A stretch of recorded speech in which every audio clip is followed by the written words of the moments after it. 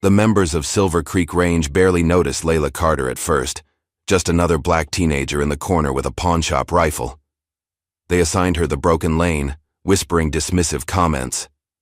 Chase Ellison, their golden champion, smirked openly at her presence. "This place isn't for everyone," they seemed to say without words. None bothered to watch as she practiced on rusty cans in a junkyard, or knew about her military marksman father.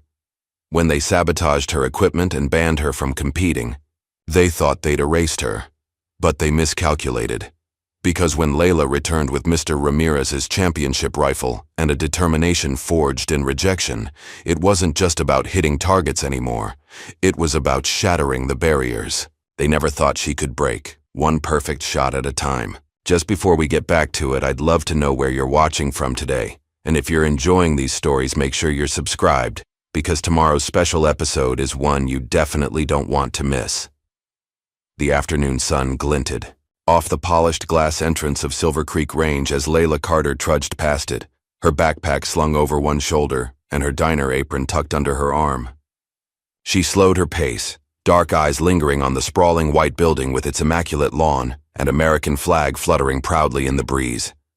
Through the windows, she caught glimpses of people moving about inside, men in pressed shirts, and women with expensive-looking equipment cases. Her gaze drifted to the bronze plaque by the entrance that read, "Excellence in Marksmanship since 1952. Layla sighed and checked her watch. She was going to be late for her shift at Molly's Diner if she didn't hurry. Still, she couldn't help pausing for one more moment, watching as a sleek black SUV pulled into the parking lot. A young man about her age stepped out, carrying a custom rifle case that probably cost more than all her possessions combined. One day, she whispered to herself, before reluctantly turning away and picking up her pace toward the diner. Behind her family's small rental house that evening, Layla had arranged a makeshift shooting range. She'd positioned several empty soda cans on a fallen log about 50 feet away. The backyard wasn't much. Patchy grass, an old swing set her mother kept promising to get rid of, and a chain-link fence that separated their property from an overgrown vacant lot. But it was private enough for her to practice. Instead of a rifle, Layla held a straight branch she'd found and sanded down. She raised it to her shoulder, closed one eye, and aligned her sight with the middle can.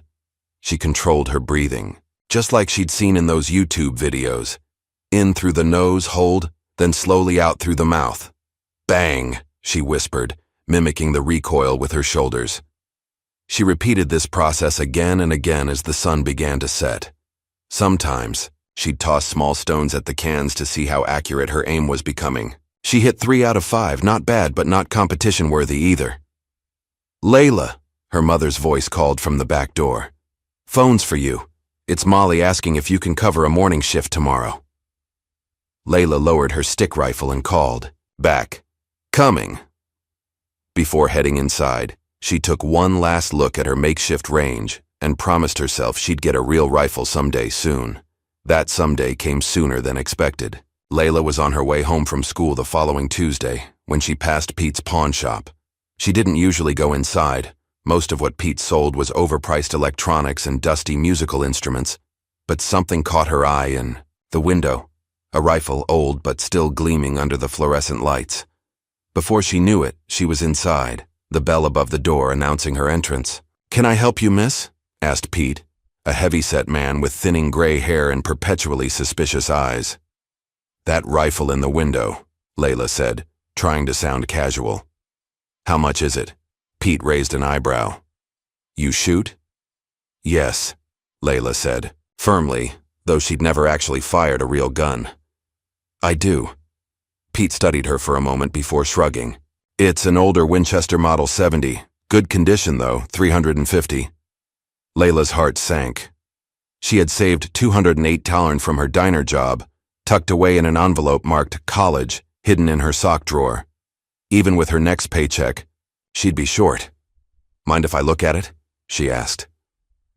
Pete retrieved the rifle from the display and handed it to her carefully. "Know how to hold it?" Layla nodded, positioning it exactly as she'd practiced with her stick. The weight was different, heavier, more substantial, but it felt right in her hands. She raised it to her shoulder, feeling the smooth wood of the stock against her cheek. "It's seen better days," Pete commented, pointing to a few scratches on the stock and some wear around the trigger guard. "Previous owner didn't take great care of it. That's why the price is lower than market." Layla didn't reply. She was having an internal debate that felt like it would determine the course of her life. College money versus her dream. Security versus passion. "I'll take it," she said finally, the words escaping before she could stop them. "But I can only give you 200 now. Can I pay the rest over the next 2 weeks?" Pete seemed surprised. "You serious about shooting then?" "Dead serious," Layla replied, meeting his gaze steadily. After a moment's consideration, Pete nodded. 200 now, rest in 2 payments, and I'll throw in a basic cleaning kit." He paused, then added, "You know a place to practice? Can't just go shooting anywhere." "Silver Creek Range," Layla said confidently, though she had no idea if they'd even let her through the door. Pete let out a low whistle. "Fancy place. Bunch of old-timers and rich kids showing off. Good luck with that." As Layla counted out her hard-earned money, she tried to ignore the twinge of guilt. This wasn't how the money was supposed to be spent. But some chances only came once, and something deep inside told her this was her moment to grab. 2 days later, Layla stood outside Silver Creek Range, taking in the full scale of the place for the first time. The main building was flanked by outdoor ranges that stretched far into the distance. A large sign listed various competitions and events, all bearing the same name: Chase Ellison, Club Champion. Inside, the lobby was all polished wood and glass trophy cases. Photographs lined the walls, mostly older white men in hunting gear or competition stance, with a few younger faces mixed in. The most prominent photos featured a handsome blonde teenager holding various trophies. Chase Ellison, she presumed, noting his confident smile and the way he held his rifle like it was an extension of himself. Layla approached the front desk, where a middle-aged woman was typing on a computer. She cleared her throat. "Excuse me, I'd like to sign up for range time." The woman looked up, her eyes quickly scanning Layla from head to toe, taking in her simple jeans, worn sneakers, and the second-hand rifle case she'd bought from a thrift store. "Are you lost, sweetheart?"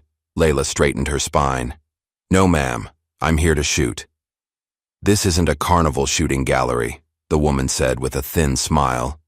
"We're a members-only facility." "Your website says you offer day passes for non-members," Layla countered, having done her research. The woman's smile tightened. "That's correct. A day pass is $75, plus lane rental and target fees." Layla had expected this and had saved accordingly from her last paycheck. "That's fine." As the woman reluctantly began to process her paperwork, Layla became aware of voices behind her. She turned to see a group of teenagers about her age entering the lobby, all carrying high-end equipment. At their center was the blonde boy from the photographs, Chase Ellison himself, somehow even more polished in person. "Looks like your paperwork isn't complete," the receptionist said loudly enough for the others to hear. "You need a guardian's signature if you're under 18. "I'm 18, Layla said quickly. It wasn't true. She was 17 and would be for another 4 months, but she couldn't risk being turned away. Chase and his friends had noticed the exchange. He sauntered over, his custom rifle case slung casually over his shoulder. "Problem here, Mrs. Winters?" "No problem, Chase," the receptionist replied warmly. "Just explaining our membership policies." Chase turned his attention to Layla, eyeing her battered rifle case with barely concealed amusement. "First time?" he asked, though it wasn't really a question. "Yes," Layla admitted, seeing no point in lying. "I could give you some lessons," he offered with exaggerated generosity, causing his friends to snicker. "Shooting's not as easy as it looks in the movies." "I'll figure it out," Layla replied coolly. Chase shrugged. "Suit yourself, don't say I didn't offer to help." He turned to his friends and added in a stage whisper, "Someone should warn the safety officer," triggering another round of laughter as they headed toward the premium lanes. After completing the paperwork and paying a fee that hurt her wallet considerably, Layla was directed to Lane 12, the farthest from the entrance, and clearly the least maintained of the available options. "This is ridiculous," Denise Carter's voice cut through the small living room later that evening. She paced back and forth, her nurse's scrub still on from her double shift. $350 for a rifle? Plus all those range? Fees. What were you thinking, Layla? Layla sat on the worn couch, hands clasped between her knees. "Mom, I know it sounds crazy." "It doesn't sound crazy." "It is crazy," Denise interrupted. "We're 3 months behind on the electric bill. Your senior year fees are coming up, and you're spending money on… what, some fancy hobby?" "It's not just a hobby," Layla protested. "It could be my way out. There are scholarships." Denise shook her head, her voice softening but still firm. "Baby, listen to me. I love that you have dreams, but you need to be realistic. Those scholarships go to kids who've been shooting since they could walk, with parents who can afford coaches and equipment." She sighed heavily. "We need to be practical about things that aren't made for folks like us." The words stung, but Layla recognized the love and fear behind them. Her mother wasn't being cruel. She was being protective, trying to shield her daughter from disappointment. "Can I at least try?" Layla asked quietly. "I'll keep all my shifts at the diner. I won't ask for any money for the range. Just let me try." Denise looked at her daughter for a long moment. "Your father was stubborn like you," she said finally, a rare mention of the man who died when Layla was just 5. "Never knew when to quit either." She didn't explicitly give permission, but she didn't forbid it either. Layla took it as a reluctant yes. That night, long after her mother had gone to bed, Layla sat cross-legged on her bedroom floor with her laptop open to a YouTube video titled Advanced Rifle Marksmanship Techniques. The room was dark except for the screen's glow, illuminating her determined face as she watched a champion shooter demonstrate proper breathing and trigger control. Beside her lay the Winchester, freshly cleaned and oiled, according to another tutorial she'd watched earlier. She practiced dry firing, pulling the trigger with no ammunition, focusing on keeping her hand steady and her movements smooth. "I belong there," she whispered to herself as the video ended. "And I'll prove it." She set her alarm for 5 a.m. The range opened at 6, and she wanted to get some practice in before her morning shift at the diner. Sleep could wait. Dreams couldn't. What Layla didn't notice during her first frustrating day at the range was the quiet older man working in the equipment room. Mr. Ramirez moved methodically among the racks of rifles and supplies, organizing and repairing, seemingly just part of the background. But his dark eyes had followed Layla's progress throughout the day, noting her determination despite the obvious setbacks. And when she finally left, shoulders slumped but chin still high, there was a quiet glint in his eye.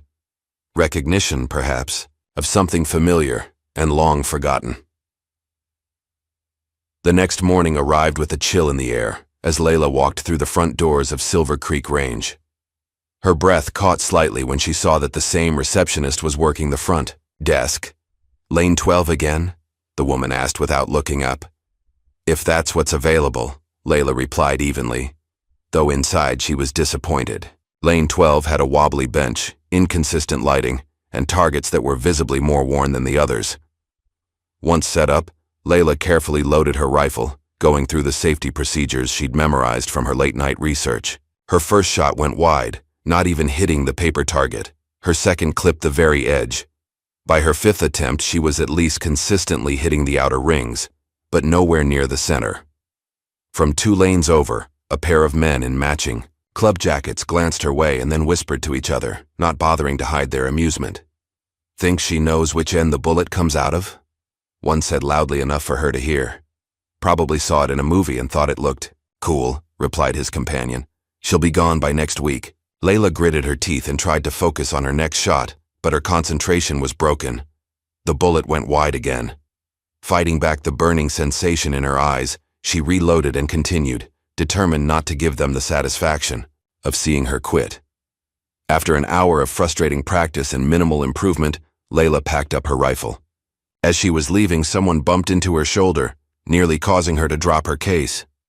Oops, my bad, said a girl with deep brown skin and a shock of purple-tipped braids. Didn't see you there with all these platinum membership types taking up all the oxygen. Despite her frustration, Layla found herself smiling. No problem. I'm Samira, the girl offered, hiking her backpack higher on her shoulder. Samira Collins. You new here? Layla Carter. And yeah, second day. Samira glanced around theatrically before leaning in. Word of advice? This place runs on who knows who and whose daddy has the most money. It's like the Olympic Games of exclusivity. Noticed, Layla said dryly. What brings you here then? Oh, I'm in the VIP section by birth, Samira said with an exaggerated eye roll.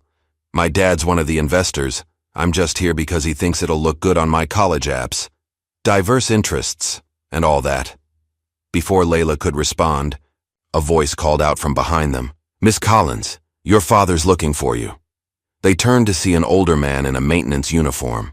He nodded politely at Layla before returning his attention to Samira. Tell him I'll be there in a minute, Mr. Ramirez, Samira replied. She turned back to Layla. Duty calls. See you around the exclusive club, newbie. With a playful salute, she headed toward the main office. As Layla turned to leave, Mr. Ramirez spoke quietly. Your grip is too tight. Breathe out as you pull the trigger, not before. Then he was gone, moving toward the equipment room as if he'd said nothing at all. Layla stood there, surprised by the unexpected advice. She glanced down at her hands, realizing she had indeed been gripping the rifle like it might try to escape. Unable to afford daily visits to Silver Creek, Layla had to get creative with her practice. Behind an abandoned warehouse on the edge of town was a small junkyard, not official, just a place where people illegally dumped old appliances and furniture. It wasn't safe or legal to fire actual rounds there, but it was perfect for stance and position practice. Layla balanced on top of old tires, forcing herself to maintain a steady position on uneven surfaces. She set up cans and bottles on a rusty washing machine, practicing her aim and dry firing for hours. The techniques were unorthodox, nothing like the formal stances she saw at the range, but they forced her to adapt, to find stability within instability. On her third visit to Silver Creek, Layla noticed something was off with her rifle. The sight felt different, and no matter how carefully she aimed, her shots kept going slightly to the left. After several frustrating attempts, she examined the rifle more closely and discovered that a small screw on the sight mount had been loosened. As she was tightening it, she heard familiar laughter. Chase Ellison and 3 of his friends were leaving the premium lanes, their expensive equipment gleaming under the lights. I'm telling you, Dad's bringing in a scout from the Olympic development team next month, Chase was saying. Already got my application ready for the national qualifiers. One of his friends noticed Layla and nudged Chase. Speaking of qualifiers, how's our new charity case doing? Chase glanced her way, his smile cutting. Still here, huh? Stubborn. Layla focused on her rifle, pretending not to hear them. You know, Chase continued, raising his voice slightly. Some people just don't get that not everyone belongs everywhere. It's like me showing up at, I don't know, a soul food restaurant or something. His friends laughed as they walked past, leaving Layla with burning cheeks and trembling hands. For a moment, she considered packing up her things and never returning. This had been a foolish dream from the start. She looked down at the rifle, in her hands. The rifle she'd sacrificed her savings for, the one that represented everything she hoped to become. Walking away now would mean Chase was right, that her mother was right, that everyone who said she didn't belong was right. With deliberate care, she finished adjusting the sight, loaded the chamber, and took her position once more. This time, when she fired, the bullet hit just inside the center ring. That weekend, Samira surprised Layla by showing up at Molly's diner during her shift. Your milkshakes any good? Samira asked, sliding into a booth in Layla's section. Best in town, Layla replied, surprised but pleased to see a friendly face. What brings you to this side of Silver Creek? Curiosity, Samira said with a shrug. And I was thinking, my dad has this small target set up in our backyard. Nothing fancy, but better than Lane 12's prehistoric equipment. You should come by. Sometime to practice. Layla hesitated. Won't your dad mind? He's in Chicago 4 days a week for work. Mom couldn't care less what I do as long as I maintain my GPA. Samira took a sip of water. Besides, it's not like the range where everything's so unofficial. Just two girls hanging out, occasionally shooting at stuff. The offer was tempting. A real target board, a chance to practice without the judgmental eyes of Silver Creek members. Okay, Layla agreed. When? Samira grinned. Tomorrow after your shift? I'll text you the address. As Samira was leaving the diner, an older gentleman entered, taking a seat at the counter. Layla recognized him immediately as Mr. Ramirez from the range. Coffee, black, he said when she approached with her notepad. His voice was softer than she expected, with a slight accent she couldn't quite place. Coming right up, she replied, stealing glances at him as she worked. He was reading a newspaper, seemingly oblivious to her curiosity. When she brought his coffee, he thanked her quietly. As he reached for his wallet to pay, something fell from his pocket and clinked against the counter, a tarnished coin about the size of a $50. Layla picked it up to hand back to him and noticed it was a medallion engraved with National Marksman Championship, 1984. Their eyes met as she returned it, an unspoken question in hers. Mr. Ramirez simply tucked the medallion back into his pocket, left exact change for the coffee, plus a generous tip, and walked out without another word, leaving Layla staring after him in confusion and growing curiosity. The next evening, true to her word, Samira texted an address to Layla. After changing out of her diner uniform, Layla made her way to the affluent north side of town, where the houses sat on manicured lots with circular driveways. The Collins residence was an imposing two-story colonial with white columns and professionally landscaped gardens.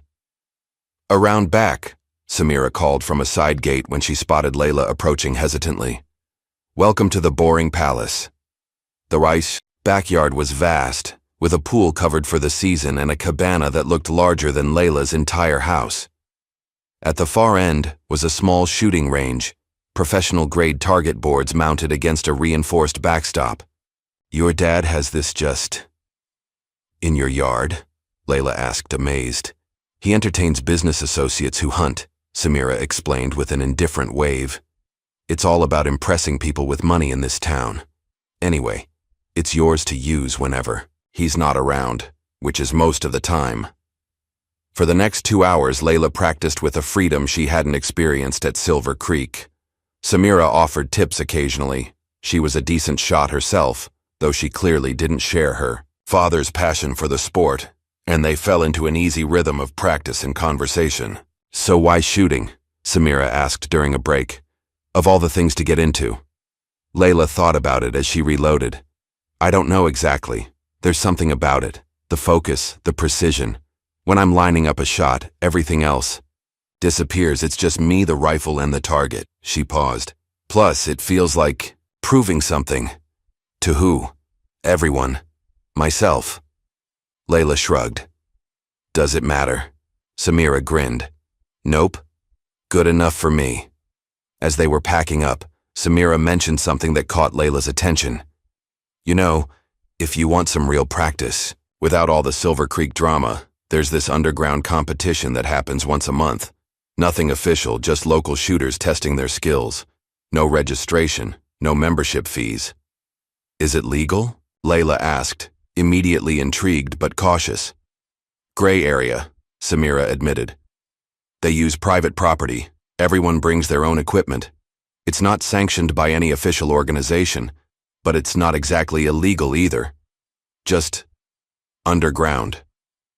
Layla considered this. An unofficial competition would mean no one checking credentials, no one looking down on her second-hand rifle, no Chase Ellison and his arrogant friends. When's the next one? This Friday night.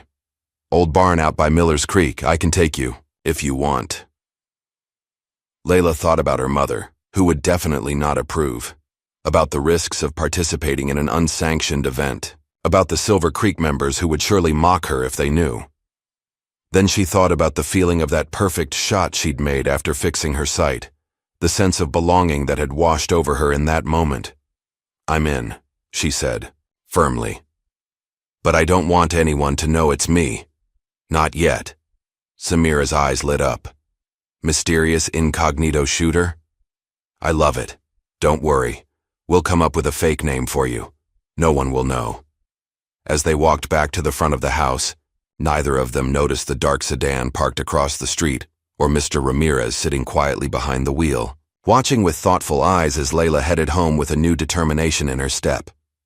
The old barn at Miller's Creek looked abandoned from the outside, its weathered boards and rusted metal roof blending into the darkness.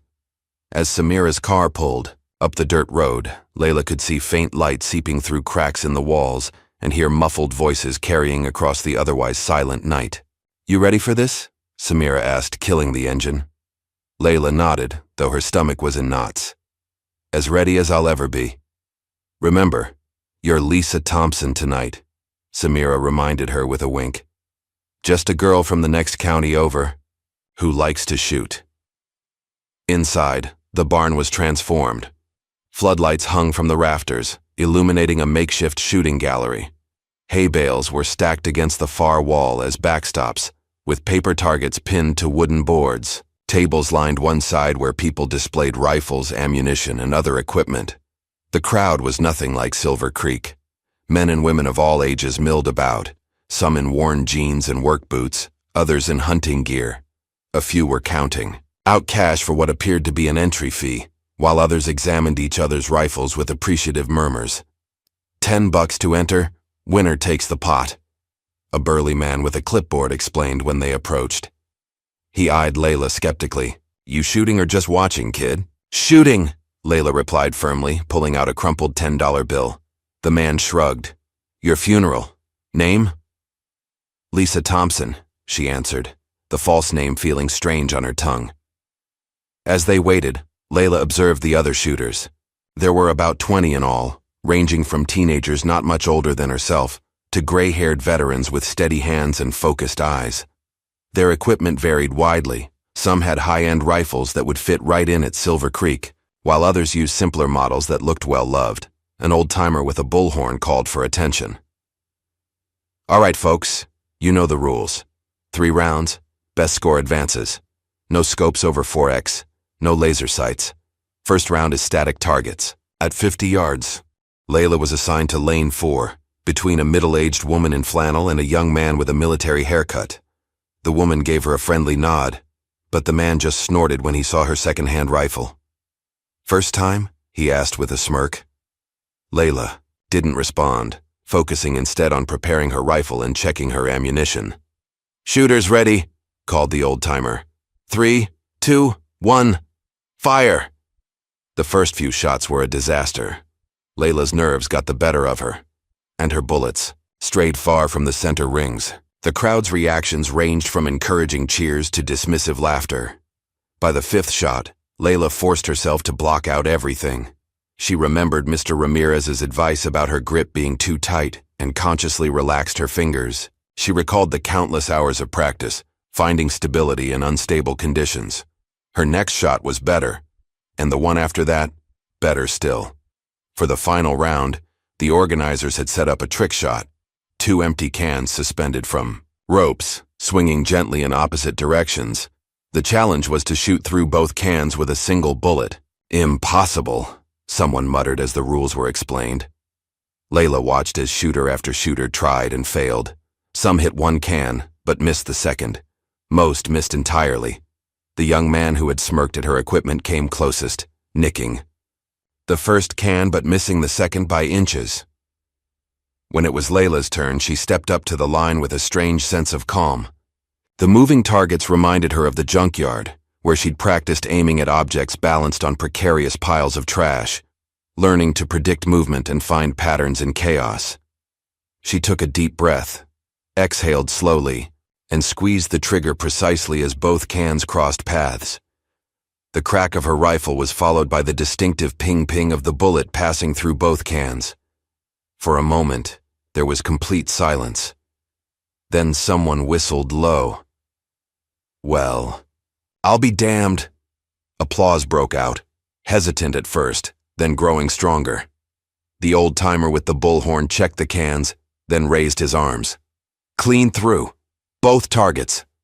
Layla lowered her rifle, a slow smile spreading across her face. For the first time since she'd started shooting, she felt a genuine sense of accomplishment. Not just pride in a good shot, but validation from others who understood what it meant. What she didn't notice was the older man standing in the shadows. At the back of the barn, Coach Donovan had come to the underground match out of boredom, not expecting to see anything remarkable. Now his weathered face showed interest as he watched the young girl accept congratulations from the other shooters. Layla didn't win the overall competition. That honor went to the woman in flannel, who turned out to be a former military sharpshooter, but her trick shot had made an impression. As she and Samira were leaving, several people stopped her to ask where she'd learned to shoot, offering tips and invitations to other unofficial events. "Told you," Samira said smugly as they walked to the car. "These are real shooters, not those country club posers at Silver Creek." Layla couldn't stop smiling. "Did you see their faces when I made that shot? For once nobody was looking at me like I didn't belong." "Enjoy it while it lasts," came a voice from behind them. They turned to see a man leaning against a pickup truck, lighting a cigarette. In the flare of the match, Layla recognized him as one of the older competitors who had observed silently throughout the event. "Donovan," he said gruffly, by way of introduction. "That was a nice shot back there. Lucky, but nice." "It wasn't luck," Layla replied, bristling slightly. Donovan raised an eyebrow. "No? Then do it again sometime. Prove it. Wasn't a fluke. Talent shows up consistently, not just when the stars align." Before Layla could respond, he climbed into his truck and drove away, leaving a trail of dust in the night air. The following Monday, Layla arrived at Silver Creek with a new confidence in her step. The validation from the underground match had changed something in her. A confirmation that her passion wasn't misplaced, that she had actual talent worth nurturing. As she was signing in, she noticed Samira in a heated conversation with an older man in an expensive suit near the management office. Samira caught her eye and gave a tight smile before returning to what appeared to be an argument with the man. "Lane 12?" the receptionist asked with the same dismissive tone as always. "Actually, I'd like Lane 7 today, if it's available," Layla replied. Lane 7 was in the middle section, not the premium area, but significantly better maintained than her usual spot. The receptionist looked up, clearly surprised by the request. "Lane 7 is reserved for—" "It's fine, Mrs. Winters," interrupted a voice. Mr. Ramirez stood nearby, clipboard in hand. "Lane 7 had a lighting issue yesterday, but I've fixed it. Miss Carter can use it today." Mrs. Winters looked like she wanted to object but merely nodded curtly. "Lane 7 it is." As Layla gathered her things, Mr. Ramirez moved past her toward the equipment room. "Nice shooting Friday night," he said so quietly that she almost missed it. Layla froze. "You were there?" But he was already gone, disappearing through a staff door without another word. Her practice session that day went remarkably well. The better lighting and stable bench of Lane 7 made a noticeable difference, and the confidence from her success at the underground match translated into more consistent shooting. She hit the center rings repeatedly, each shot building on the success of the last. As she was packing up, Samira approached, looking troubled. "Everything okay?" Layla asked. "That man earlier—" "My father," Samira said with a grimace. "He's not happy about me wasting time with the help, as he so eloquently put it. Someone told him they saw us talking." Layla's stomach dropped. "I don't want to cause problems for you. Please," Samira scoffed. "He causes plenty of problems all by himself." She lowered her voice. "Listen, he's planning some big investor meeting here next month. Some kind of exhibition match to attract new members. Very exclusive, very prestigious, very boring. But he specifically said that certain elements need to be kept away to maintain the club's image." "Elements?" Layla repeated, though she understood exactly what Samira's father had meant. "His words, not mine," Samira assured her quickly. "I just wanted to warn you that he's on the warpath about club standards or whatever." That evening, as Layla returned home from her shift at the diner, she found her mother waiting for her in the living room. On the coffee table lay a crumpled flyer for the underground match at Miller's Creek. "Want to explain this?" Denise asked, her voice tight with controlled anger. "I found it in your jacket pocket while doing laundry." Layla's heart sank. "Mom, it's not what you think. Not what I think." Denise stood up, the flyer clutched in her hand. "It's exactly what I think. Some illegal shooting competition in the middle of nowhere? Do you have any idea how dangerous that is?" "It wasn't illegal," Layla protested. "Just unofficial. And I was careful." "Careful?" Denise's voice rose. "You're 17 years old, sneaking around with guns. What if something had happened? What if you'd been hurt? Or arrested?" "But I wasn't," Layla insisted. "And I won't be. I know what I'm doing." Denise shook her head, tears of frustration welling in her eyes. "No, you don't. That's exactly the problem. You think this is some game, some way to prove yourself, but all you're doing is setting yourself up for heartache, or worse." "I made that shot," Layla said quietly. "The one everyone said was impossible. I made it." "And what does that prove?" Denise demanded. "That you can shoot at cans in a barn? That's not a future, Layla. That's not security." "It could be," Layla insisted. "There are scholarships." "For who?" Denise interrupted. "Not for kids who learn to shoot in junkyards and barns. Not for kids without connections or fancy equipment or years of professional training." The words stung because they echoed Layla's own deepest fears. "So I'm just supposed to give up? Accept that some things aren't for people like me?"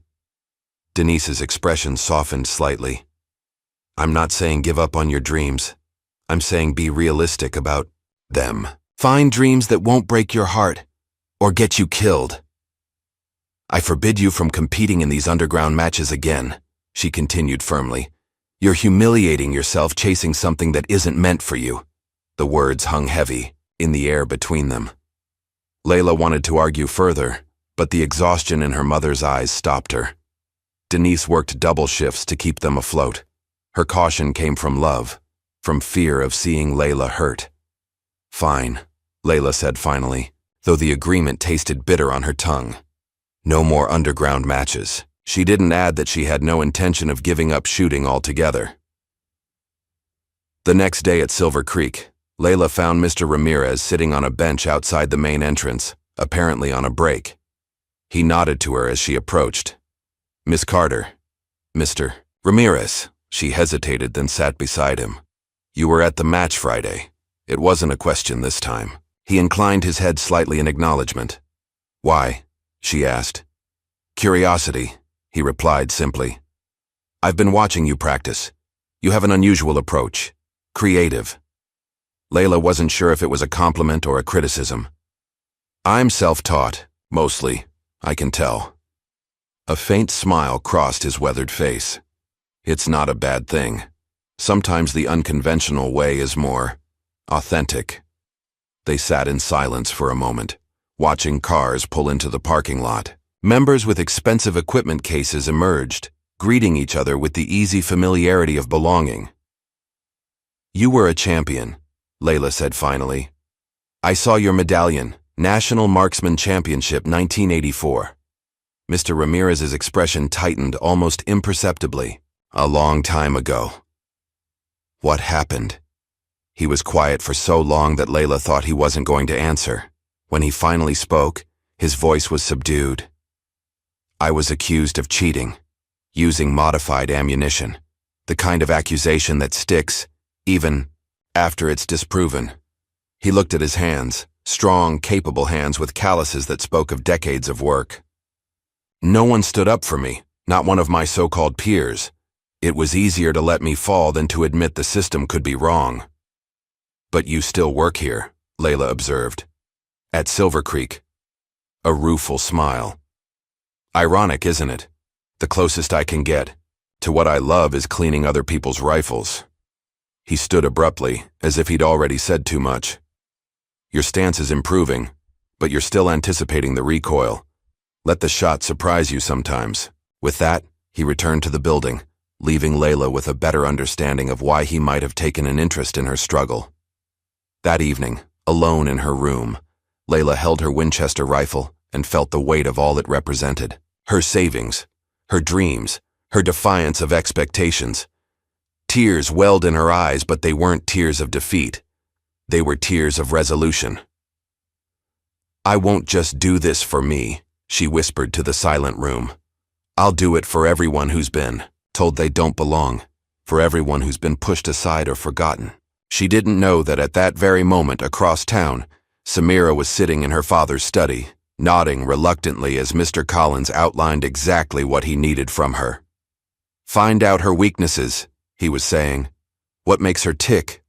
What would make her crack under pressure? I can't have some untrained novice embarrassing this club or tarnishing our reputation."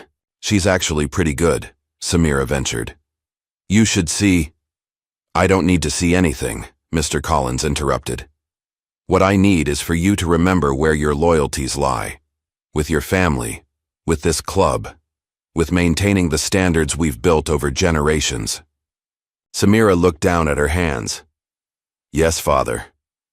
"Good girl," he said, his tone softening. "Now, about that summer internship at the law firm you wanted."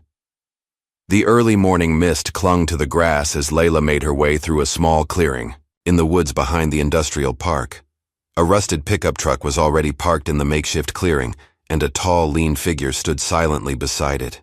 "You're late," Coach Donovan said by way of greeting, checking his watch. 5 minutes you could have spent improving." "Sorry," Layla replied, slightly out of breath from the half-jog she'd done from the bus stop.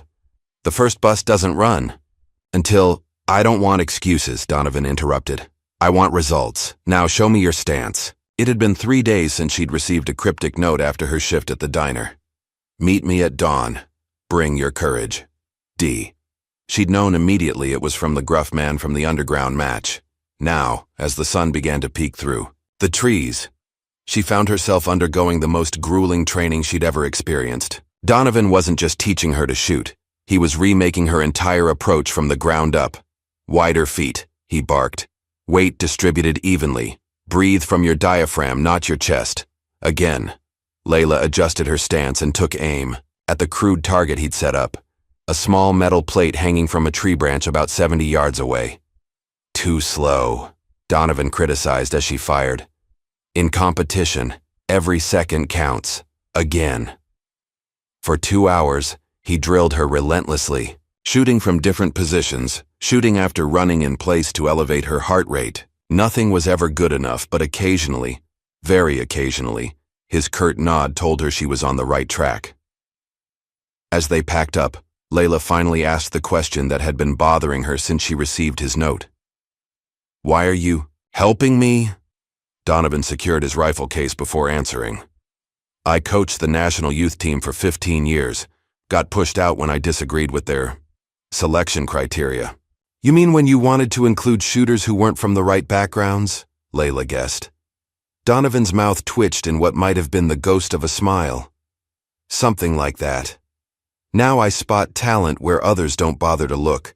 And you've got talent, kid. Raw, unpolished, but real." "So this is about proving a point?" Layla asked. "This is about excellence," Donovan corrected firmly. "True excellence doesn't care about your zip code or your daddy's bank account. It only cares about your dedication, your discipline, and your drive." He fixed her with a pointed look. "You've got all three. The question is whether you're willing to push yourself beyond what you think you're capable of." "I am," Layla said without hesitation. "Good, because there's no shortcuts to excellence, no easy path." He handed her a worn notebook. "Drills. Every day. Dawn, here, Tuesday and Thursday. The rest you do on your own time." As Layla took the notebook, Donovan added, "One more thing. The Silver Creek Open is coming up next month. It's the biggest regional competition of the year. Winner gets an invitation to the National Junior Championship and a scholarship." Layla's heart skipped a beat. "I've heard of it. You're going to enter," Donovan stated matter-of-factly, "and you're going to show everyone exactly what they've been overlooking." 3 days later, Layla stood in line at the Silver Creek front desk, clutching the entry form for the Open. The lobby was busier than usual, with posters announcing the prestigious event plastered everywhere. Chase Ellison's face featured prominently. Defending champion seeks third consecutive title. When it was finally her turn, the receptionist, Mrs. Winters as always, looked at the form with barely concealed disdain. The Silver Creek Open is an invitational tournament, Miss Carter. The website says it's open to all members and day pass holders with a minimum of 10 range sessions completed, Layla countered. She'd researched the rules thoroughly. Yes, well, Mrs. Winters sniffed. There are other requirements as well. Proper equipment standards, for instance, and all paperwork needs to be submitted at least 3 weeks in advance. It says 2 weeks on the website, Layla pointed out, and we're at 16 days now. Additionally, Mrs. Winters continued as if Layla hadn't spoken, there's a certification form that needs to be signed by a club-approved instructor, verifying your range safety knowledge and basic competency. Layla frowned. She'd scoured the entry requirements and found no mention of this certification. That's not listed in the requirements. It must have been an oversight, Mrs. Winters replied with a cold smile. Regardless, without it, I cannot accept your entry. Is there a problem here? A deep voice inquired. Layla turned to see an older man in an expensive suit, the same man she'd seen arguing with Samira. Mr. Collins, she presumed. No problem. At all, Mr. Collins, Mrs. Winters replied quickly. Just explaining some of our competition requirements to Miss Carter.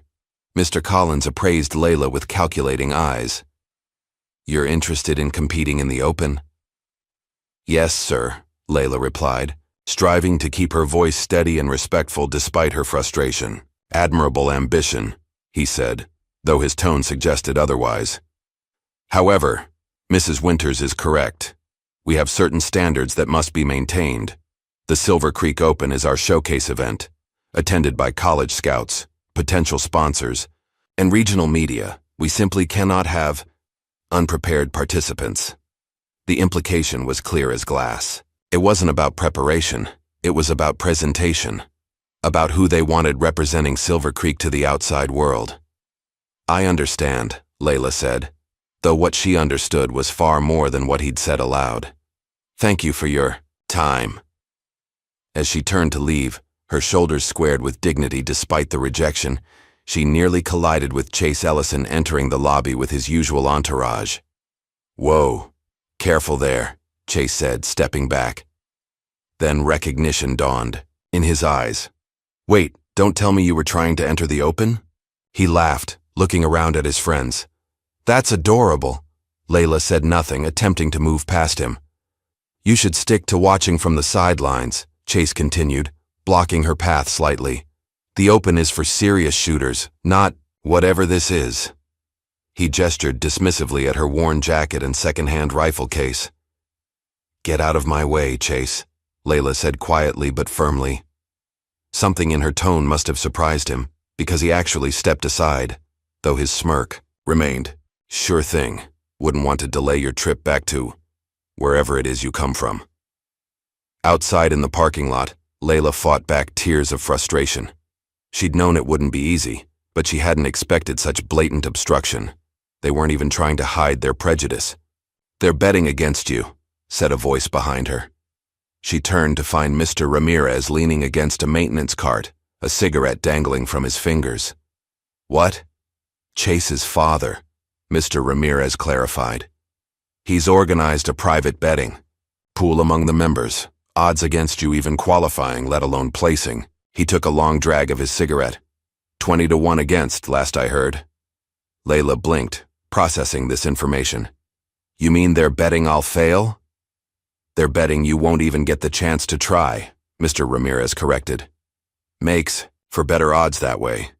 The unfairness of it all hit Layla like a physical blow. Not only were they trying to keep her out, they were making money on the certainty of her exclusion.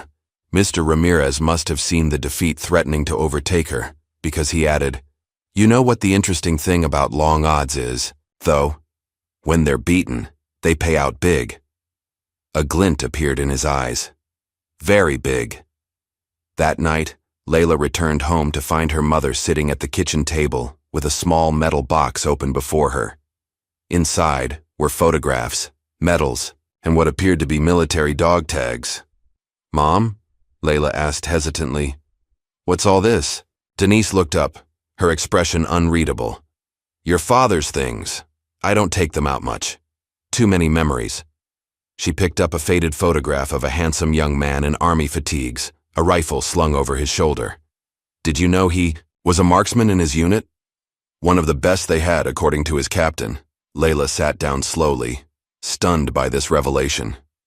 "You never told me." "It hurt too much," Denise admitted quietly. "After he died, I put away anything that reminded me of what we lost." She picked up a small medal with a rifle emblem. "He won this in a division competition. Said he was going to teach you to shoot someday when you were old enough." Tears welled in Layla's eyes as she gently took the medal, running her thumb over its worn surface. "Is that why you've been so against me shooting? Because it reminds you of him?" Denise sighed deeply. "Partly. And partly because I've spent your whole life trying to protect you from disappointment, from doors closing in your face. But maybe," she continued, her voice growing stronger, "I've been protecting you from the wrong things. Maybe instead of shielding you from the fight, I should have been preparing you for it." Layla looked at her mother in surprise. "What are you saying?" "I'm saying," Denise replied, meeting her daughter's gaze steadily, "that if you're determined to do this, really determined, then maybe it's time I stopped standing in your way. Maybe it's time I stood beside you instead." For the first time since Layla had bought her rifle, she felt the weight of disapproval lift from her shoulders. With her mother's blessing, the path ahead, difficult as it remained, suddenly seemed possible. What she didn't know was that across town, another conversation was taking place that would make that path even more treacherous. In the luxurious study of the Collins home, Samira stood uncomfortably before her father's desk. "Well?" Mr. Collins demanded. "What did you find out?" Samira hesitated, guilt gnawing at her conscience. "She's been training with someone, early mornings before the range opens." "Who?" "I'm not sure," Samira admitted. "Some older guy, ex-military type." Mr. Collins leaned back in his leather chair, processing this information. "Interesting. And what about weaknesses? Pressure points?" Samira forced herself to continue, hating every word. "She tenses up when people watch her, gets distracted by comments, and her rifle's sight is sensitive. Even a small adjustment throws off her aim completely." "Good," Mr. Collins nodded, approvingly. "Very good, Samira. I knew I could count on you." The following day, as Layla arrived for her qualifying session, Mr. Ramirez had arranged for her to demonstrate her skills to an independent judge who might override the certification requirement. She found her rifle's scope completely misaligned. No matter how she adjusted it, she couldn't get it back to the precise calibration she'd perfected over weeks of practice. "Nervous?" Chase asked with mock sympathy as he passed by her lane. "First big competition jitters are totally normal. For some people, anyway." When the judge arrived to evaluate her, she performed far below her actual skill level. "I'm sorry, Miss Carter," the judge said afterward, not unkindly. "But I can't recommend you for competition level based on what I've seen today, perhaps with more practice." As she packed up her rifle, a club official approached with an apologetic expression. "Miss Carter, I'm afraid I need to speak with you about a rules violation." "Rules violation?" Layla repeated, confused. "What are you talking about?" "One of our members has reported seeing you use non-regulation ammunition during practice. That's a serious safety violation and grounds for immediate suspension of range privileges." Layla stared at him in disbelief. "That's not true. I've never used anything but standard ammunition." "Nevertheless," the official continued, "we'll need to conduct an investigation. In the meantime, your range access is suspended, effective immediately." As she was escorted out of the building, she spotted Samira watching from a distance, an expression of unmistakable guilt on her face.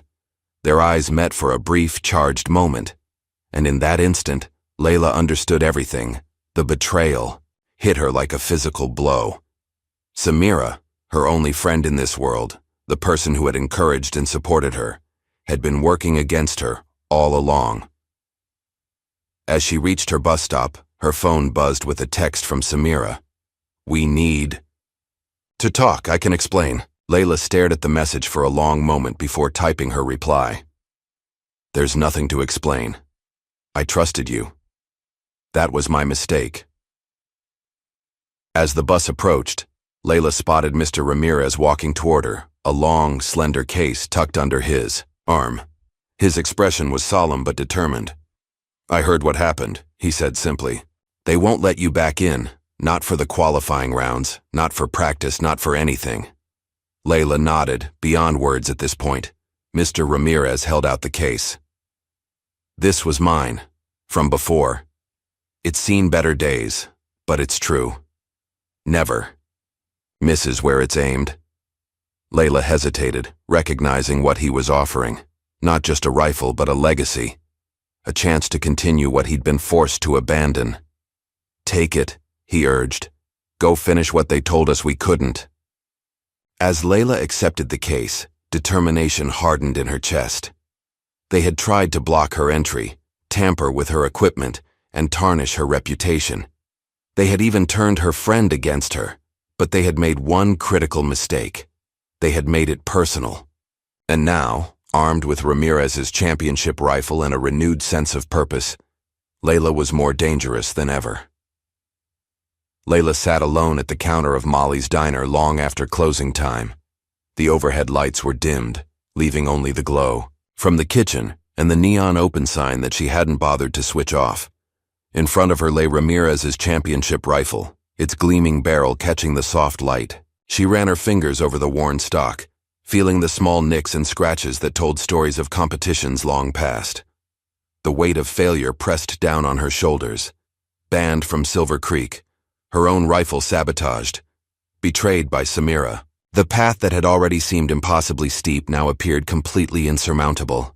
The bell above the door jingled, startling her. Layla looked up to see her mother standing in the entrance, still wearing her scrubs from the hospital. "Thought I might find you here," Denise said softly, making her way to the counter. She placed 2 steaming mugs of cocoa on the counter, having clearly stopped at home to make them first. "Molly called. Said you asked to lock up." Layla nodded, wrapping her hands around the warm mug. "I needed some time to think." Denise settled onto the stool beside her daughter, her eyes falling on the rifle. "Mr. Ramirez's." "You know him?" Layla asked, surprised. "Not personally," Denise replied. "But your father mentioned him once, said he was one of the best natural shooters he'd ever seen." She ran a gentle finger along the barrel. "Beautiful piece." They sat in comfortable silence for a moment, sipping their cocoa. Then Denise reached into her large purse and pulled out a worn manila folder. "Found something else while going through your father's things." She opened the folder to reveal dozens of paper targets, each marked with tight groupings of shots. Dates and scores were carefully noted in the margins. "You kept these?" Layla whispered, stunned. "All this time?" Denise nodded, a soft smile playing on her lips. "Every single one. From the first day you set up that ridiculous little range in our backyard with sticks and stones." She touched one target gently. "I was watching, you know. Always watching. Always a little bit proud, even when I was telling you to be practical instead." Tears welled in Layla's eyes. "Why didn't you say anything?" "Because I was scared," Denise admitted. "Scared you'd get your heart broken by a world that doesn't always make room for people like us. Scared you'd aim for something and miss, and I wouldn't be able to protect you from that pain." She took Layla's hand. "But I was wrong to let my fear stand in your way. Your father would have been so disappointed in me." "No," Layla said firmly. "He would have understood. You were just trying to protect me." "Maybe," Denise conceded. "But there comes a point when protection becomes limitation." She gestured to the rifle. "So what are you going to do with that?" Layla looked down at Ramirez's championship rifle, feeling its weight and history. In that moment, something shifted inside her, a new resolve hardening like steel. "I'm going to finish what I started," she said with quiet determination. They might have kicked me out of Silver Creek, but they can't stop me from competing in the open. The rules say any qualified shooter can enter, even non-members. And how will you qualify without access to their range? A slow smile spread across Layla's face. I'll find a way. I always do. For the next 2 weeks, Layla trained harder than ever before. With her mother's blessing and Ramirez's rifle, she rose before dawn each day to meet Coach Donovan at their makeshift range in the woods. His methods were unorthodox and demanding, but Layla threw herself into them completely. Again, Donovan would bark as she hit targets from increasingly difficult positions. Faster, more precise, no room for error. She combined his formal techniques with her own street-smart methods, developing a hybrid style that played to her unique strengths. Where traditional shooters stood rigid and still, Layla found ways to use movement to her advantage. Where they relied on perfect conditions, she thrived in chaos. In the afternoons, she practiced in the junkyard, setting up makeshift targets that moved unpredictably in the wind. Sometimes Mr. Ramirez would silently appear, offering subtle adjustments to her form or equipment without ever directly instructing her. Word began to spread about the young shooter who had been unfairly banned from Silver Creek. The diner's regulars, mechanics, store clerks, hospital orderlies, would ask her about her progress, offering encouragement and sometimes even small contributions toward ammunition costs. Heard what those Silver Creek folks did to you, old Joe, a retired factory worker, told her one morning as she refilled his coffee. Bunch of elitist nonsense. You show 'em what real talent looks like. Even some of the younger staff at the range began to question the official story. A janitor slipped Layla a copied set of the Open's official rules, highlighting a clause that could help her case. The lunch lady who worked the range's cafeteria started sharing insider information about practice times and judge schedules. But while support grew among the everyday people of the town, the powers at Silver Creek grew more, determined to keep Layla out. Chase, growing increasingly anxious about his competition, pressured his father to take more drastic measures. She's actually getting better, Dad, Chase complained in his father's study. People are talking about her. What if she finds a way to compete? She won't, Mr. Collins assured his son, but to be safe, I've called in a favor. He showed Chase a photograph of a college-aged shooter with multiple championship titles. Marcus Westfield. Currently taking a gap year before MIT, he'll be entering the Open as a last-minute wildcard entry. A ringer? Chase asked, surprised. Think of him as insurance, Mr. Collins replied smoothly. Just in case any unexpected elements manage to slip through our qualifying process. Meanwhile, Coach Donovan was teaching Layla strategies beyond mere marksmanship. Shooting is 90% mental, he told her during one dawn session. The best technical shooter in the world will lose to someone with ice in their veins and fire in their belly. He subjected her to distractions during practice, playing loud music, shouting discouraging comments, even throwing small objects near her as she aimed.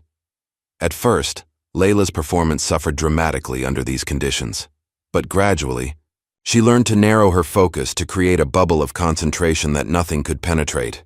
They'll try to get in your head, Donovan warned. They'll whisper things, stand too close, make noises during your shot. You need to be ready. I will be, Layla promised, her determination growing with each practice session. The breakthrough came 3 days before the Open, when a letter arrived at Layla's home. The Silver Creek Range Board of Directors, under threat of a discrimination lawsuit from an anonymous benefactor, had been forced to reinstate Layla's eligibility for a final qualification attempt. It's a trap, Donovan warned when she called him with the news. They'll find another way to disqualify you. Probably, Layla agreed. But it's my only shot.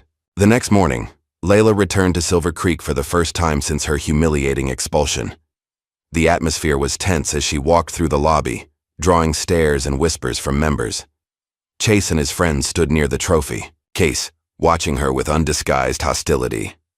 Mrs. Winters directed her to Lane 1, ironically, the most prestigious lane, where her performance would be visible to everyone in the range.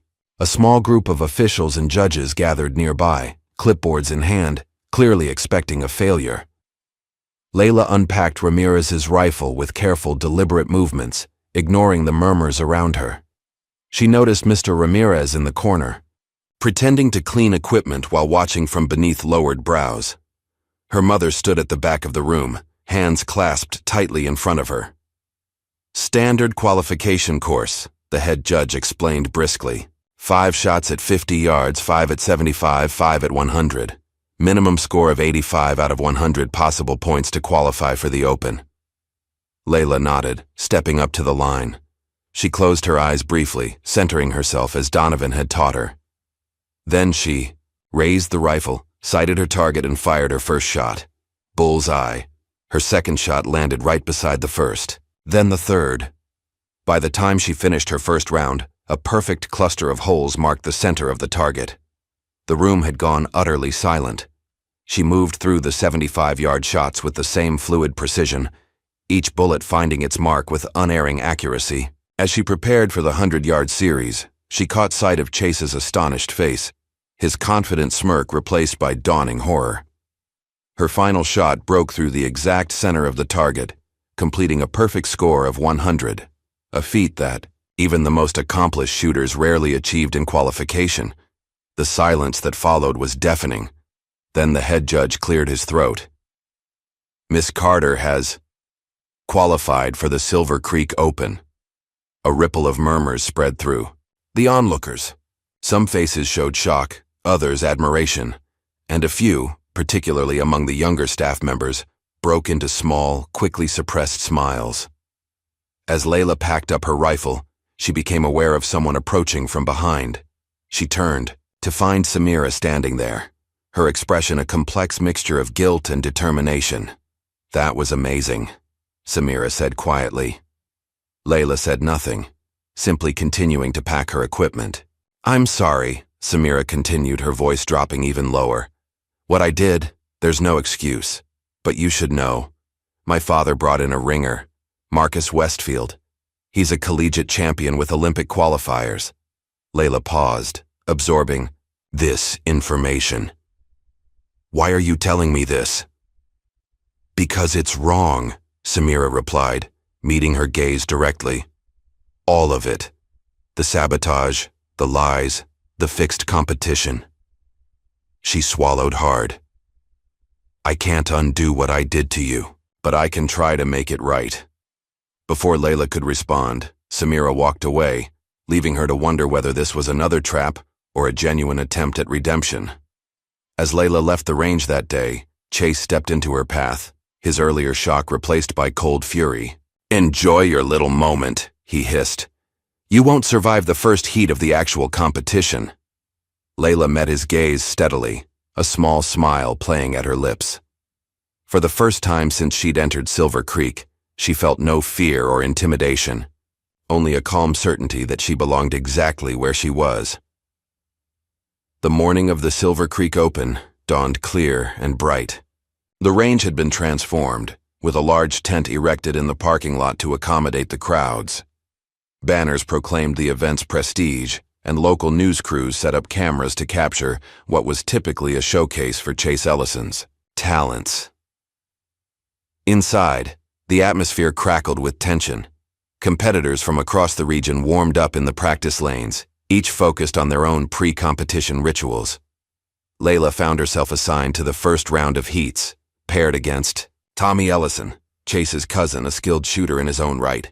"Luck of the draw," Mrs. Winters had explained with a poorly concealed smirk when handing out the assignments. Tommy approached Layla as they waited for their heat to begin. "Nothing personal," he said, his tone suggesting the exact opposite. "But the Ellison family has a reputation to maintain." Layla simply nodded, focusing on her breathing and mental preparation as Donovan had taught her. She could feel the stares of the crowd, hear the whispers questioning her presence, but she let it all fade into the background. "First heat, lane 3 and 4, the announcer called. "Tommy Ellison and Layla Carter." A murmur ran through the audience at the mention of Layla's name. Many had heard rumors about the outsider who had forced her way into the competition, but few had expected her to actually appear. The first round course was challenging but straightforward, stationary.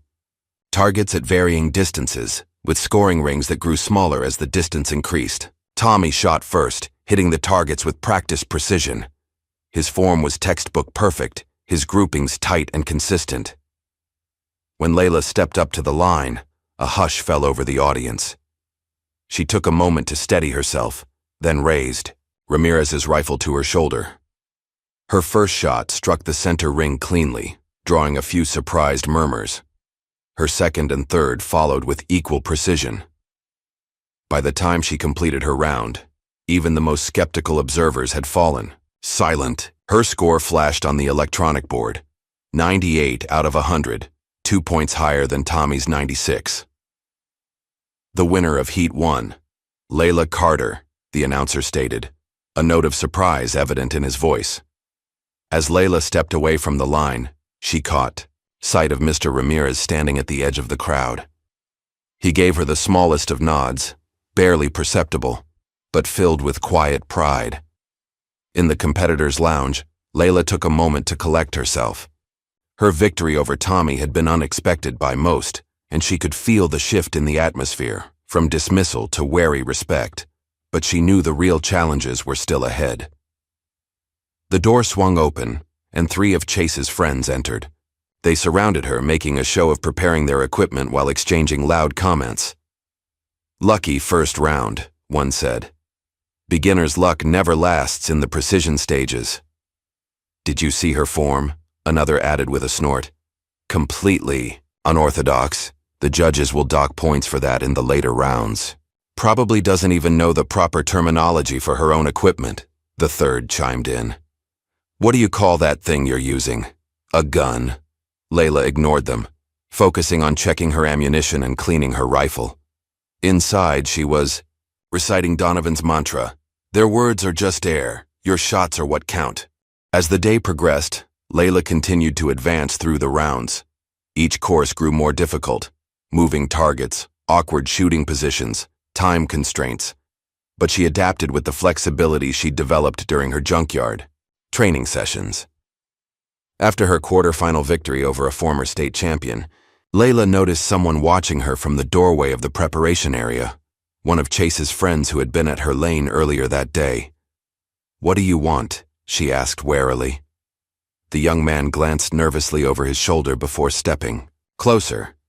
"Look, I'm not supposed to tell you this, but Chase is planning something for the semifinals. He's got one of the course judges in his pocket. They're going to mislabel your scorecard deliberately." Layla studied him skeptically. "Why are you telling me this?" He shrugged uncomfortably. "Because it's not right.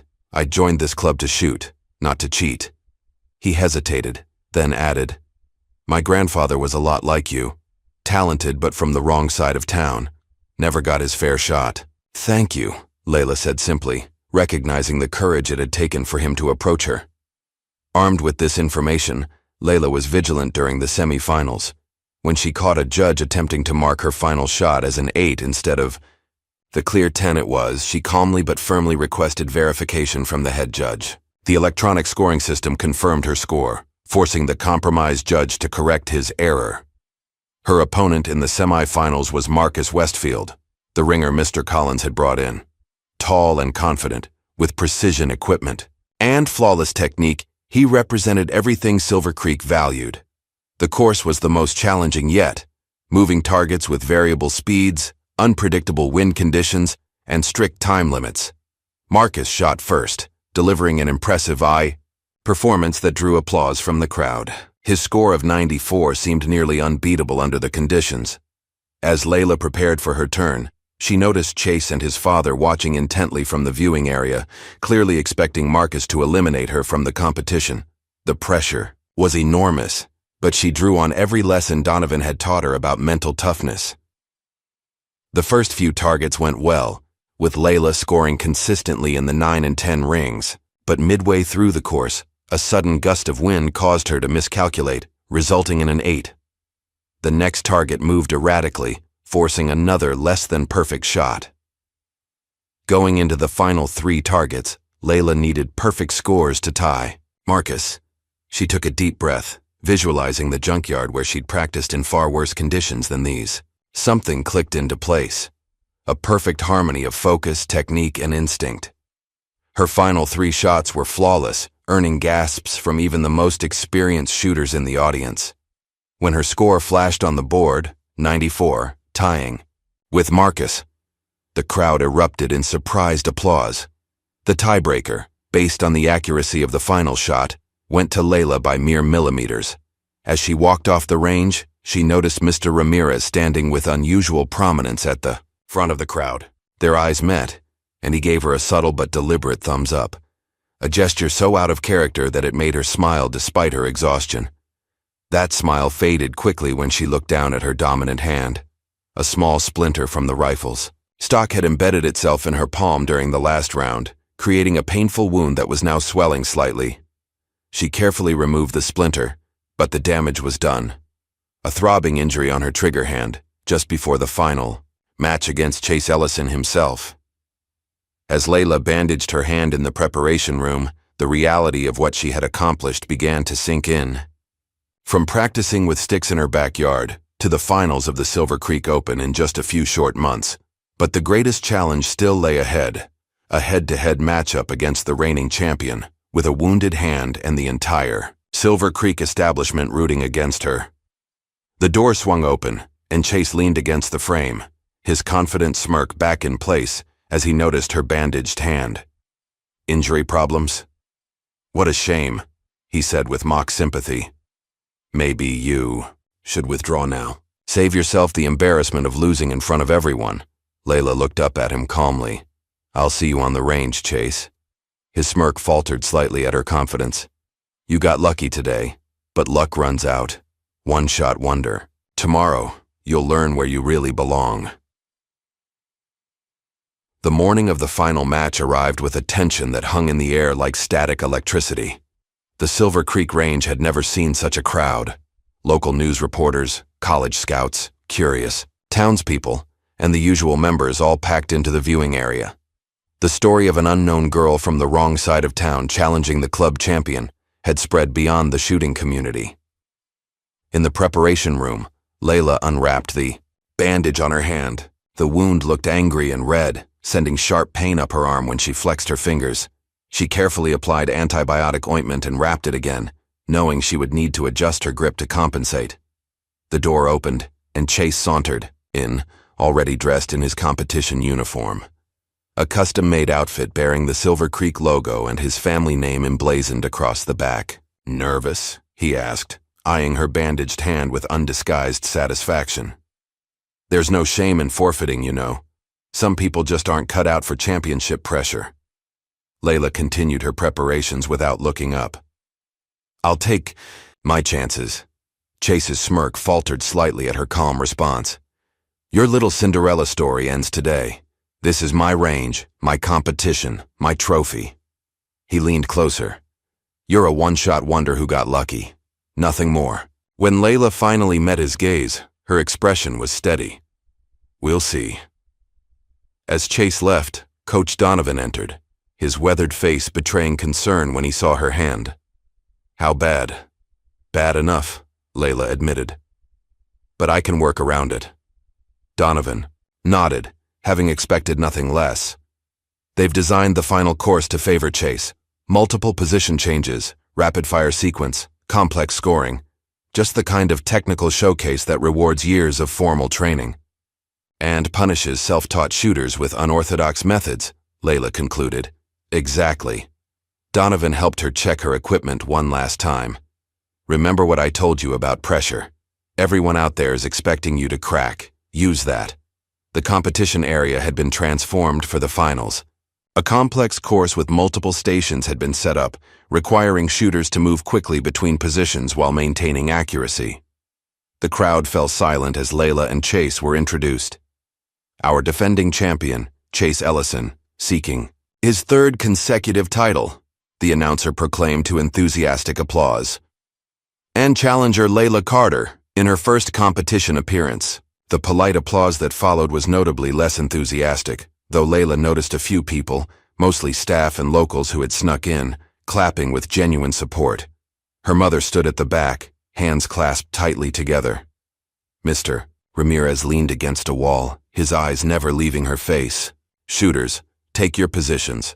The final will consist of 3 stages: precision shooting, moving targets, and the championship challenge.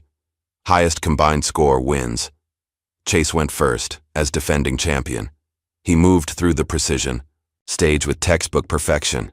His stance, grip, and trigger control exactly as taught in the most prestigious shooting schools. Each shot landed within the center rings, drawing appreciative murmurs from the judges and spectators.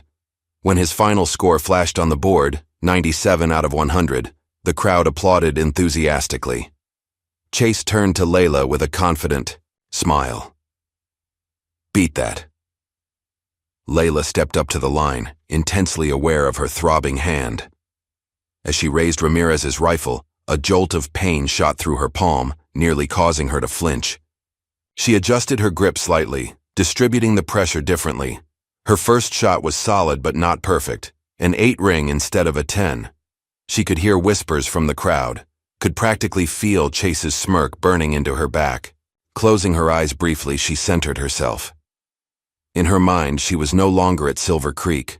She was back in her backyard, practicing with sticks and stones. She was in the junkyard, balancing on unstable piles of discarded furniture. She was at dawn in the woods with Donovan, learning to shoot through exhaustion and distraction. When she opened her eyes, something had changed.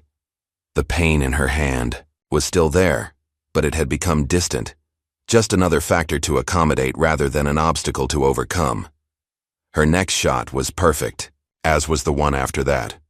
By the time she completed the precision stage, she had scored a 95, not enough to beat Chase, but close enough to stay competitive.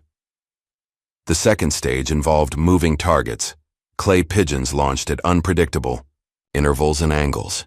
Chase handled this with practiced efficiency, breaking 18 out of 20 targets. When he finished, he made a show of blowing imaginary smoke from his barrel, drawing laughs from his supporters. Layla stepped up, the pain in her hand now a constant throb. The first target launched, and she tracked it smoothly, squeezing the trigger just as Donovan had taught her. Hit. The second and third followed quickly. Both hits.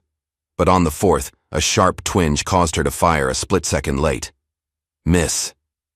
After that mistake, Layla adjusted her timing to account for her slower response.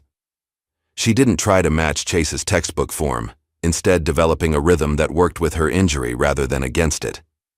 By the end of the stage, she had hit 17 targets, 1 less than Chase, putting her 3 points behind overall. As they prepared for the final stage, Layla could sense Chase's growing confidence. The championship challenge was his specialty, a complex sequence involving precision shots through obstacles at varying distances. He had never scored less than 95 on this stage in any competition. A reminder of the standings, the announcer called. Chase Ellison leads with 195 points. Layla Carter follows with 192 points. The championship challenge is worth 100 possible points. Chase took his position, his movements fluid and assured. Each shot was deliberate, his breathing controlled, his focus absolute. When he finished, his score flashed on the board. 96 out of 100. Combined with his previous scores, he now had 291 points, a nearly unbeatable total. As Chase walked off the range, he passed Layla with a triumphant smile. "Don't worry, silver for your first competition is still impressive." Layla took her position, trying to ignore the skeptical murmurs from the crowd. To win, she would need to score at least a 99 on the championship challenge, a near impossible feat even for veteran shooters, let alone a newcomer with an injured hand. As she prepared for her first shot, memories flashed through her mind. Her father's military medal that her mother had shown her. Ramirez's quiet confidence when he gave her his championship rifle. Donovan's gruff encouragement during dawn training sessions. All the people who had believed in her when no one else would. Her first few shots were good but not exceptional. 9s. And 10s that wouldn't be enough to overtake Chase. The pain in her hand made precision increasingly difficult as she progressed through the course. For the final series, the thread-the-needle shot that required sending a bullet through multiple obstacles to hit a distant target, Layla knew she needed something extraordinary.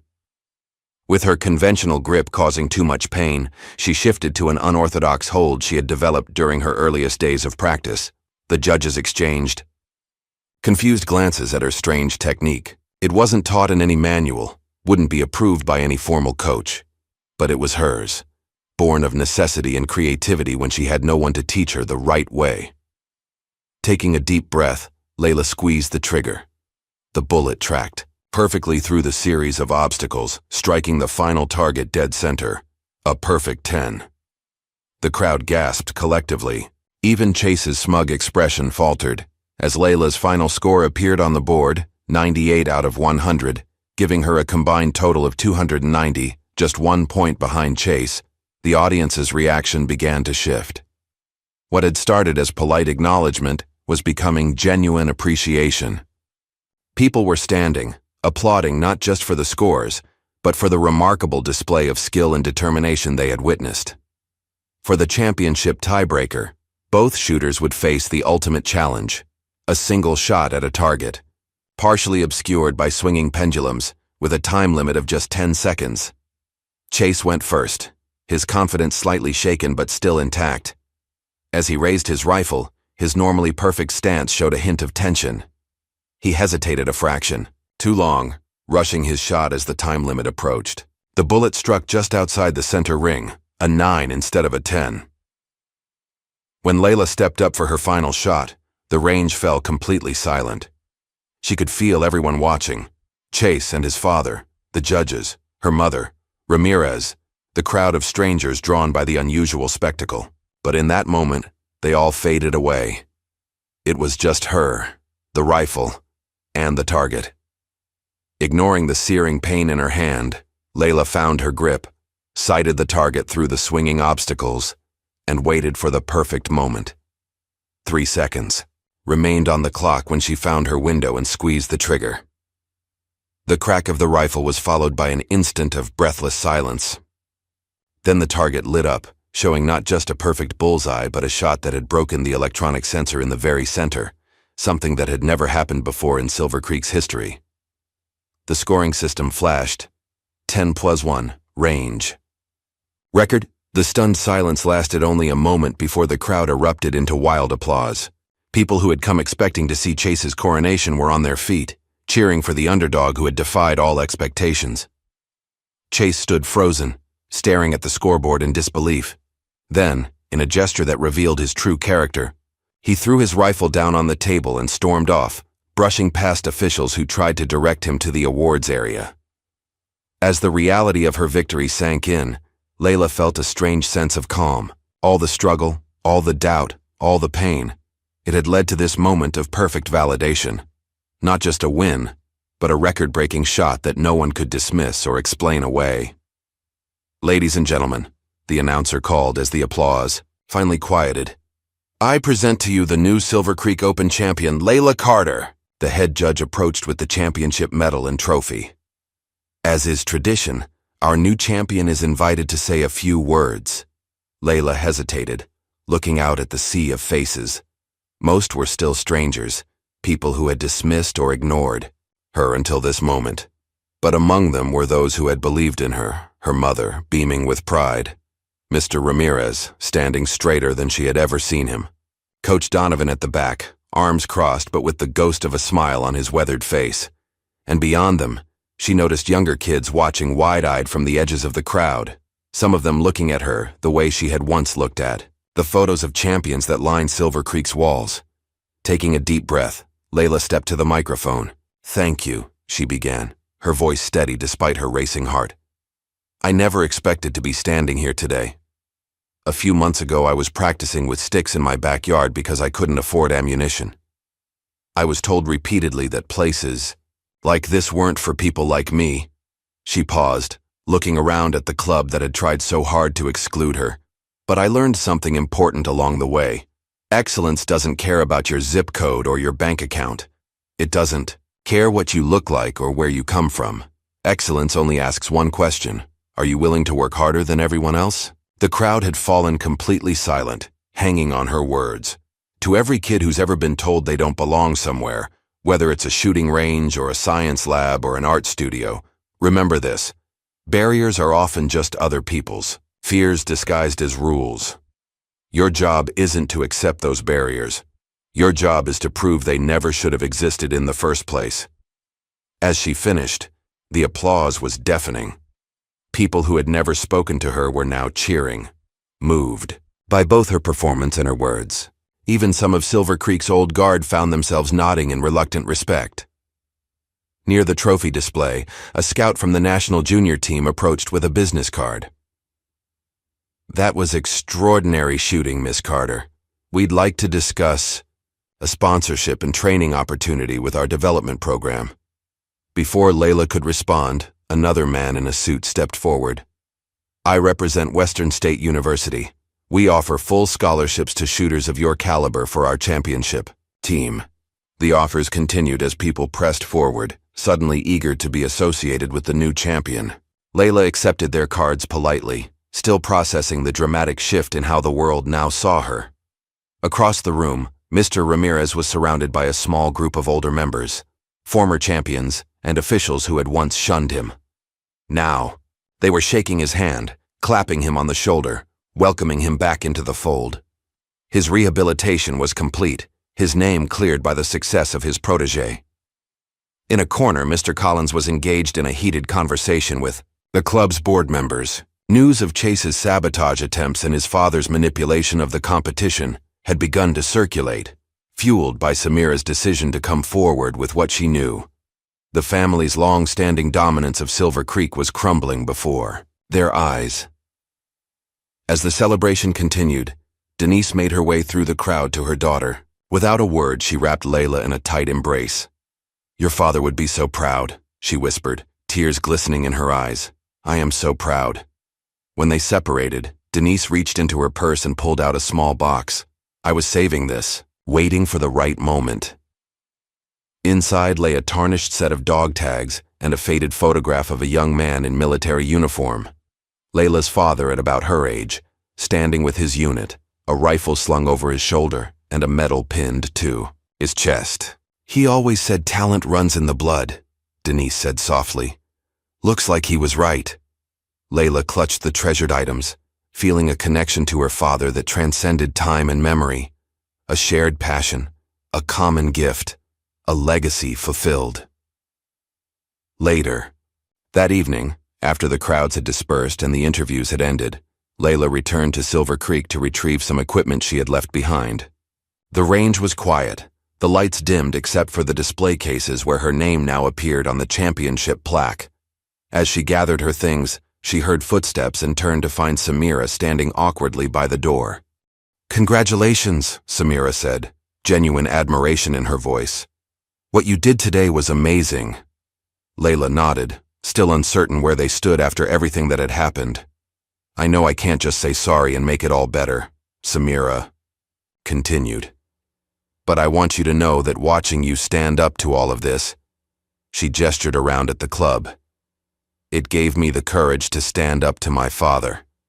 I'm going to art school next year, not law school, not what he planned for me."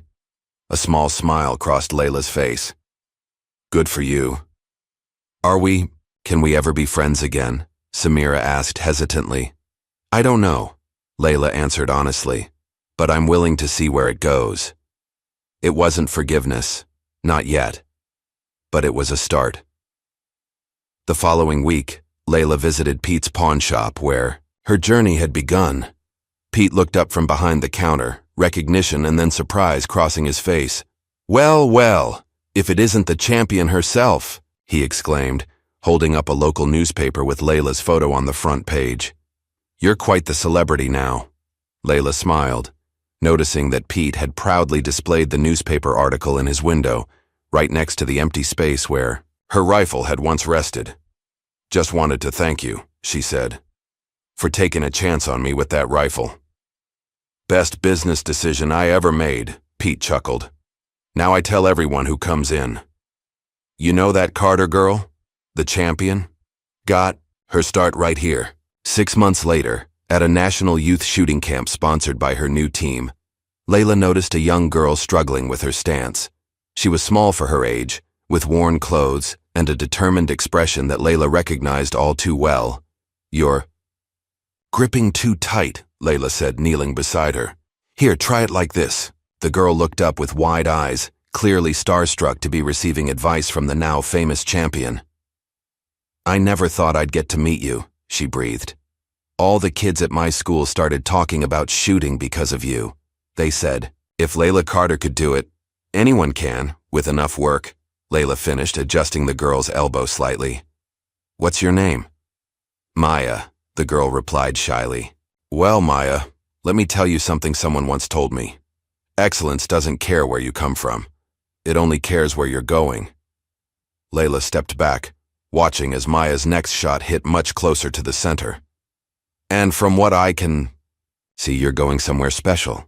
As Maya beamed with new confidence, Layla felt the circle complete itself. What had begun as one girl's impossible dream had become a bridge for others to cross, a door held open for those who would follow. The legacy of Layla Carter, the simple black teen who was ignored at the shooting range until her first shot, broke the champion's record, was just beginning. What happens when we finally break the barriers others built around us? Who else might find courage in our defiance? If Layla's journey moved you, hit the like button and subscribe for more stories that challenge the limits others place on our dreams.